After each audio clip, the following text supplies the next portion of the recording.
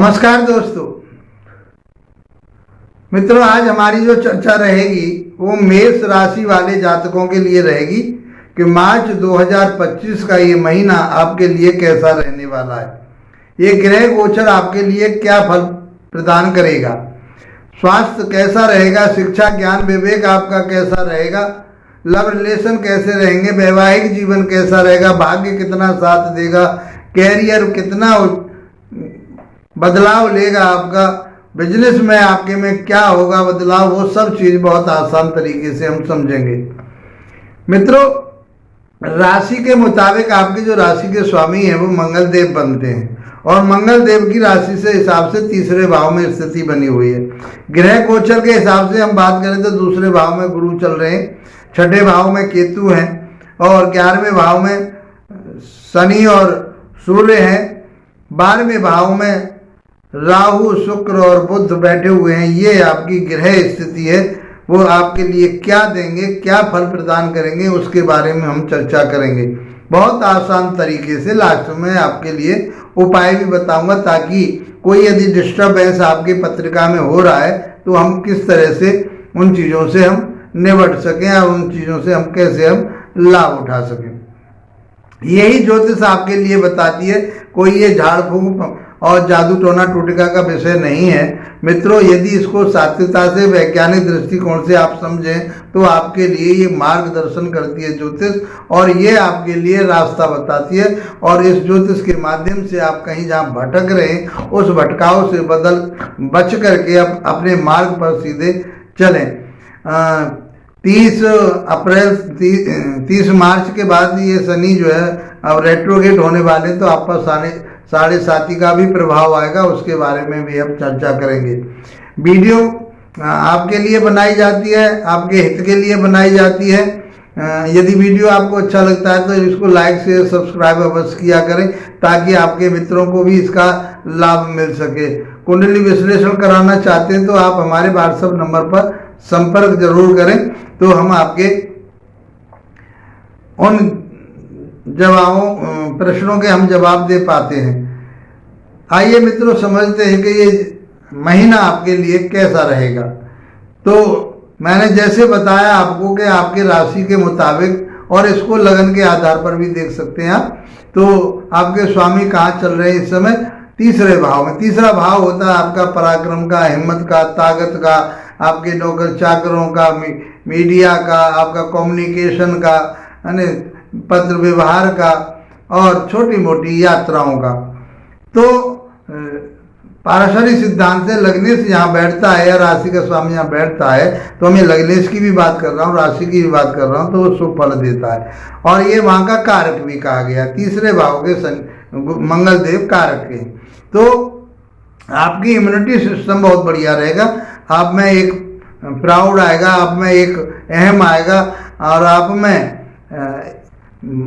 एक प्रयास, जो परिश्रम करने की जो एक हैबिट बनेगी आपकी, जो आप लगातार आगे परिश्रम और मेहनत से आप काम करेंगे, वो ऊर्जा आपके लिए मंगलदेव देंगे ही देंगे। इस प्रकार से ये समय आपके लिए मार्च का महीना बहुत अच्छा रहेगा। मान सम्मान प्रतिष्ठा आपकी बनी रहेगी।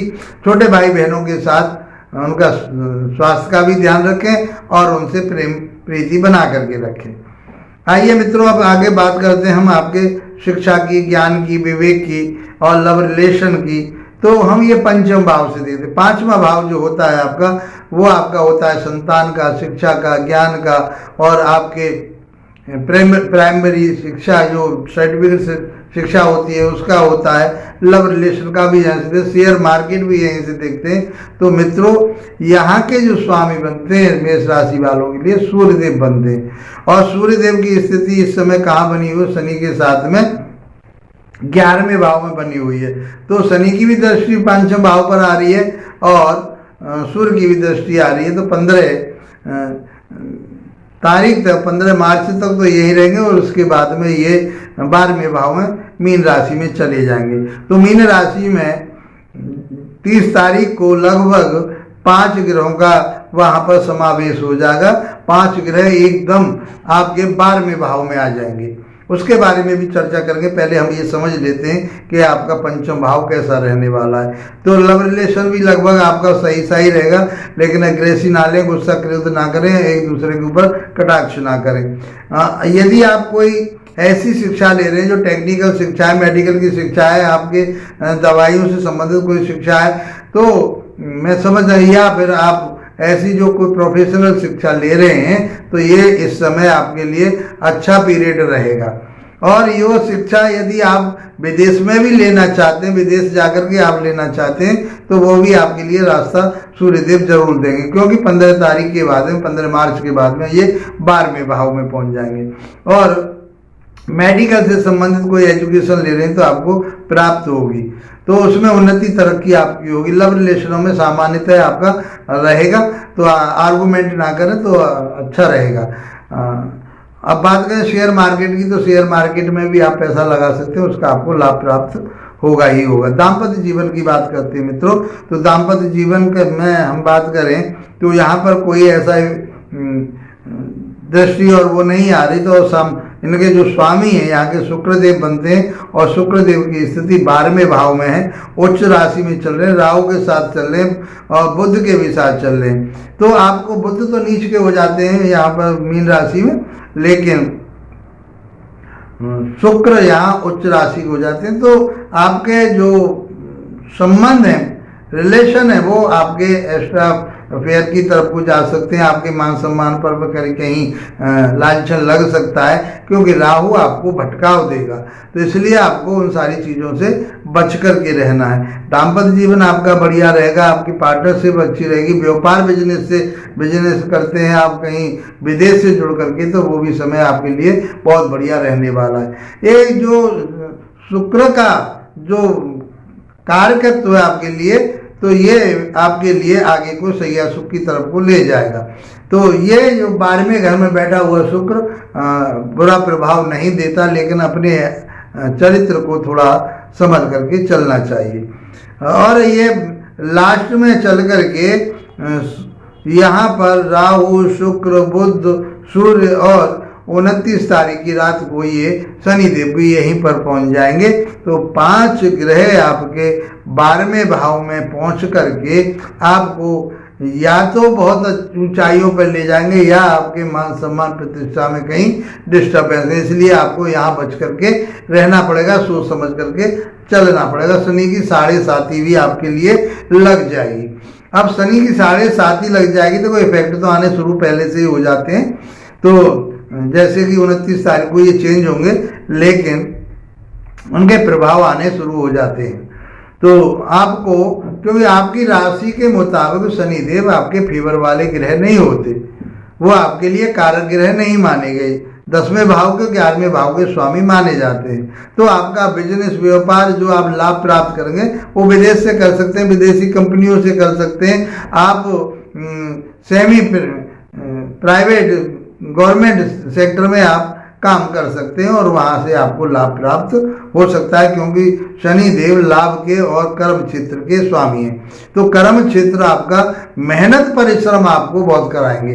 तो अब आपको ये बात गांठ बांध लेनी है कि अब जो आप लेना चाहते हैं वो आप परिश्रम से ले पाएंगे, मेहनत से ले पाएंगे। शनिदेव आपसे मेहनत कराएंगे, अच्छे रिजल्ट मिलेंगे, कोई बुरा रिजल्ट नहीं मिलेगा।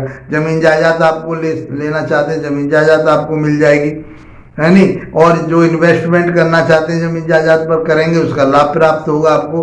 तो इतना बुरा भी रिजल्ट नहीं, लेकिन शनि की 7.5 व्यय तो कराती है, खर्चा तो कराती है। किसी के साथ ऐसे लड़ाई झगड़ा ना हो जाए, कोई ऐसी परेशानी सामने ना आ जाए, ताकि आपके कोर्ट कचहरी मुकदमा थाना दरबार भी हो जाए।